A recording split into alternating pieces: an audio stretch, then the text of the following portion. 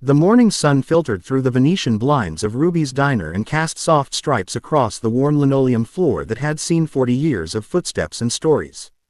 The smell of fresh coffee and bacon hung in the air like an old familiar song. Harold Miller sat in his usual booth by the window with his weathered hands wrapped around a white ceramic mug.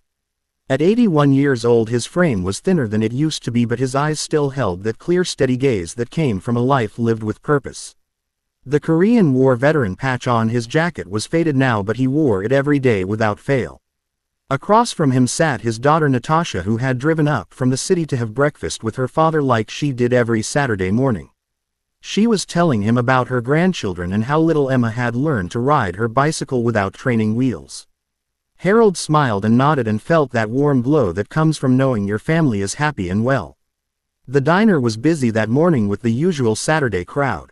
Farmers in denim and flannel sat at the counter. A young couple shared pancakes in the corner booth. Ruby herself was behind the register with her reading glasses perched on her nose as she tallied up receipts. That's when the door swung open and 3 young men walked in.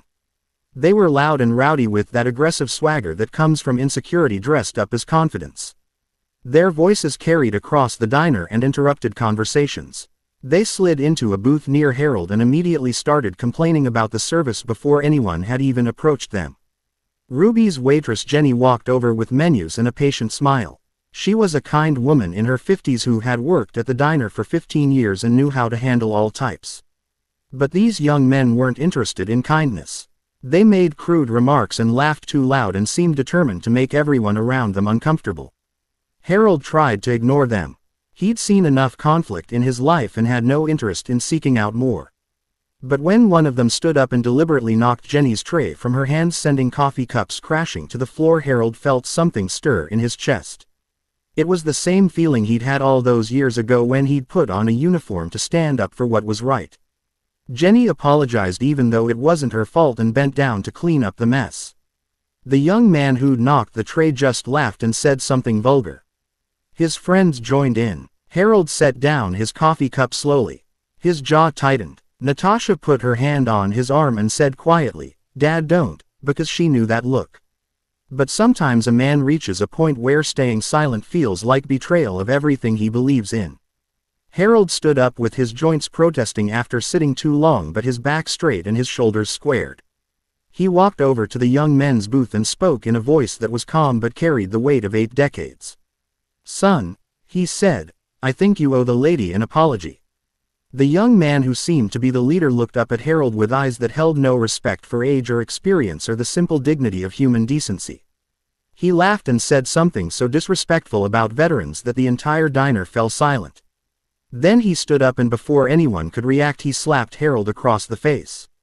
The sound echoed in the sudden stillness. Harold stumbled back and caught himself on the edge of a table. His hand went to his cheek and for a moment he just stood there looking more sad than angry, as if wondering how the world had gotten to this place.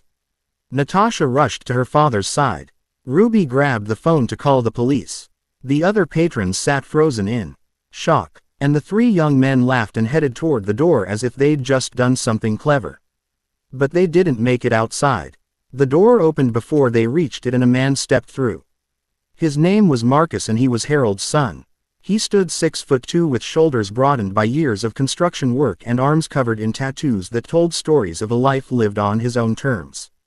Behind him the doorway filled with more men. They wore leather vests with patches that identified them as members of a motorcycle club. Not the Hollywood version, but real men who worked real jobs and rode together on weekends and looked after their own. Marcus had been riding with his brothers that morning when he'd gotten a text from his sister saying she was having breakfast with Dad at Ruby's. He'd decided to stop in and surprise them. Instead he walked into a scene that made his blood run cold. He saw his father standing there with a red mark on his face. He saw the fear in his sister's eyes. And he saw 3 young men who clearly had no idea what they'd just done. Marcus didn't say anything at first.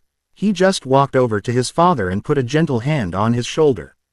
"You okay, Pop?" he asked quietly. Harold nodded, but Marcus could see the hurt in his eyes and it wasn't from the physical pain. Then Marcus turned to face the 3 young men. They'd stopped laughing now. They were looking at the doorway filled with leather and muscle, and suddenly their bravado had evaporated like morning dew. But Marcus didn't threaten them. He didn't raise his voice or his fists. Instead, he did something that took more strength than violence ever could. He spoke to them like human beings. "Do you know who you just hit?" Marcus asked in a voice that was quiet but filled every corner of the diner. "That's my father, Harold Miller. He's 81 years old. 70 years ago he was 19 and scared and thousands of miles from home fighting in a war so that people like you could grow up free and safe and have the right to be as stupid as you're being right now." The young men shifted uncomfortably. The leader tried to muster some defiance, but it crumbled under the weight of Marcus's steady gaze. "He's spent his whole life treating people with respect," Marcus continued. "He raised 4 kids by himself after my mother passed. He worked 2 jobs and never complained. He volunteers at the VA hospital every Tuesday and helps other veterans who are struggling. And you just slapped him because he asked you to apologize for being rude to a waitress." One of the young men looked down at his shoes. Another swallowed hard. The reality of what they'd done was starting to sink in. Marcus's brothers stood quietly behind him. They didn't need to say anything. Their presence was enough. But there was no menace in their stance. Just a solid wall of men who understood respect and loyalty and the quiet dignity of doing right by others. "Now you've got a choice," Marcus said. "You can be the kind of men who hit old veterans in diners. Or you can be the kind of men who make mistakes and own up to them and try to be better. Which is it going to be?" The silence stretched out. Ruby had put down the phone without calling the police. Everyone in the diner waited. Finally, the leader of the 3 young men stepped forward. His hands were shaking slightly and his voice cracked a little when he spoke, but he looked Harold in the eye and said, "Sir, I'm sorry. I was way out of line. There's no excuse for what I did." His 2 friends echoed the apology. They looked genuinely ashamed. Harold studied them for a long moment. Then he did something that nobody expected. He nodded and said, "Apology accepted. We all make mistakes, son. What matters is what we learn from them." Natasha squeezed her father's hand. Jenny the waitress had tears in her eyes. And Marcus felt that familiar pride in his father that he'd carried his whole life. The 3 young men left quietly. As they walked past Marcus, one of them paused and said, "Thank you for not beating the hell out of us." Marcus almost smiled. "Violence is easy," he said. "Decency takes work." After they'd gone, Ruby insisted that breakfast was on the house for everyone. The diner slowly returned to its normal rhythm of conversation and clinking silverware. Marcus and several of his brothers pulled up chairs around Harold's booth, and soon they were all laughing and telling stories. Harold sat in the middle of it all with his daughter on one side and his son on the other, and he felt grateful. Not just for the protection or the support, but for the reminder that kindness could still win. That respect still mattered. That doing the right thing even when it was hard still counted for something. As they were leaving, Marcus walked his father to Natasha's car. "Thanks, son," Harold said simply. "For what, Pop? You're the one who stood up. I just backed you up." "You did more than that," Harold said. "You gave those boys a chance to be better. That takes wisdom." Marcus shrugged. "I learned it from you." They embraced and Harold held on a little longer than usual. Then he got in the car and Natasha drove him home. That night Harold sat on his porch and watched the sun set over the fields beyond his house.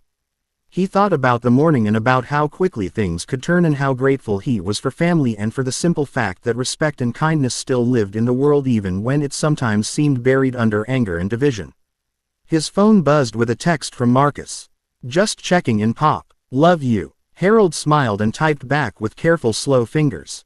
"Love you too, son. Proud of the man you are." And in that moment everything felt right with the world.